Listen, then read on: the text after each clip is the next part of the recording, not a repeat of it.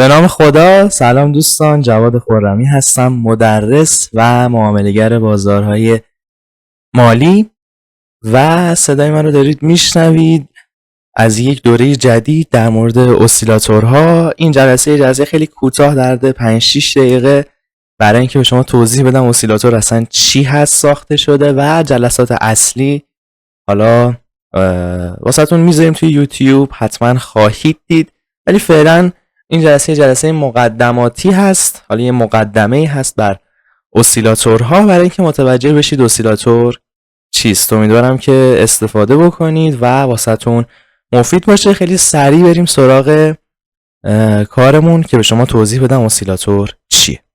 خب دوستان، اومدیم سراغ متاتریدر و من آموزش هایی که میدم بر این اساس هست که روی متاتریدر کار میکنیم که یعنی در واقع حالا چی بهش میگن، کاربردی باشه و شما بتونید ببینید که در واقع چطوری ازش میشه استفاده کرد و خیلی راحت تر بتونید مطالب رو درک بکنید. من یه توضیح بدم اول در مورد اندیکاتور. ببینید ما حالا از اندیکاتورهای مختلف استفاده کردیم و دوره ایچیموکو هم که به صورت کامل واسهتون گذاشتیم، این بالا واسهتون میاد، میتونید برید ببینید.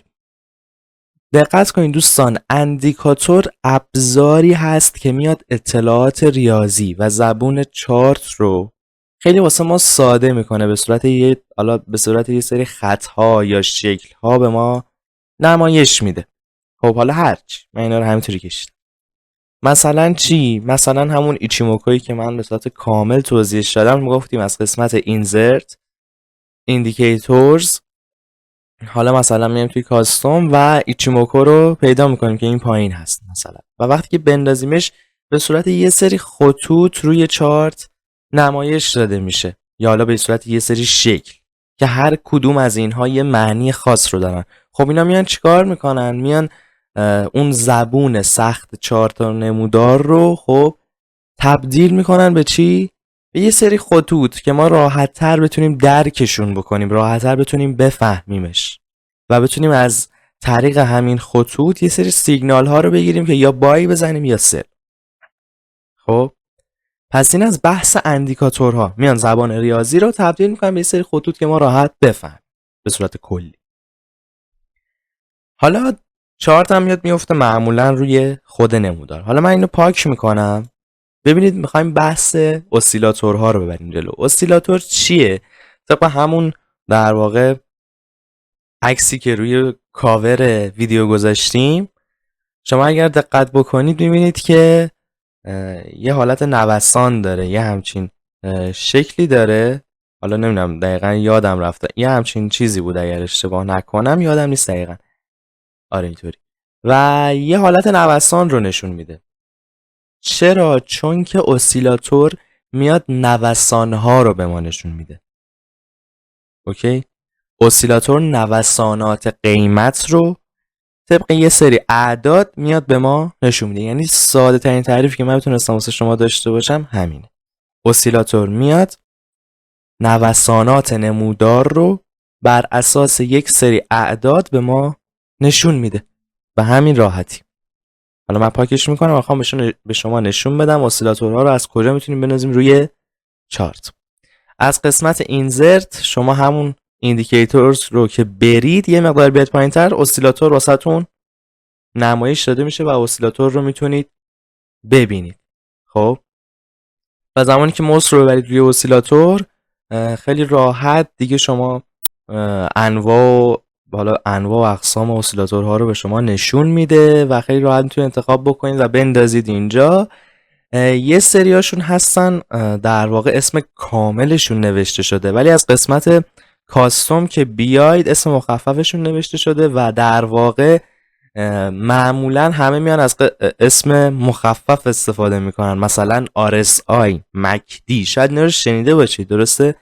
ما میخوایم دقیقا همینا رو توضیح بدیم و با همینا کار بکنیم و در مورد کلا داخل این دوره در مورد همه اینا صحبت بکنیم. اوکی؟ فعلا این یه جلسه است واسه توضیحات و این مقدمه که بدون اصلا اسیلاتور چی هست، چی کار میکنه. من میخوام یه دونه‌شو بندازم و اون معروف ترینشون که همون RSI هست رو بندازم. از قسمت اسیلاتور اگر بخوایم RSI رو بندازیم میشه Relative Strength Index. خب حالا در مورد اینا توضیح خواهیم داد توی جلسه مربوط به خودش، فقط میخوام بندازمش که شما ببینید چه فرمی داره. اسیلاتورها معمولاً میان میفتن این پایین و همونطور که بهتون گفتم یک سری نوسانات قیمت رو با خط و بر اساس یک سری اعداد، ببینید الان این گوشه چه سری اعداد داره دیگه، درسته؟ این گوشه که واسه شما کشیدم مثلا 30 70 100 0، یعنی از 0 تا 100 رو کشیده و 70 و 30ش به نظر خودش مهمه، درسته؟ که من بعداً در آینده در مورد این اعداد صحبت خواهم کرد، در مورد شخصی سازی کردنش، در مورد همه چی اینا صحبت خواهیم کرد و در مورد این در واقع مسئله اسیلاتورها که شما دیدید گفتیم دیگه، از قسمت ایندیکیتورز اسیلاتورها، در مورد اکثر اینا من سعی میکنم صحبت بکنم چون بعضیشون واقعا مهمن و به درد بخورن، بنابراین میایم در موردشون صحبت خواهیم کرد و توضیح خواهم داد که اینا به چه دردی میخورن و چه جوری قراره که اینا بیان به ما کمک بکنن. این جلسه همونطور که گفتم یه مقدمه بود برای اینکه بدونید اسیلاتورها چی هستن، که گفتیم اسیلاتورها میان نوسانها رو به ما نشون میدن. شما در آینده اصلا متوجه میشید الان این خط اومده بالای 70 چی کار میکنه، میاد پایین 30 چی کار میکنه. مثال میزنم چون یه سری شکل‌های مختلف خودش بگیره چه اتفاقی میفته. تمام اینها رو قرار شما باهاش آشنا بشید و نگران نباشید.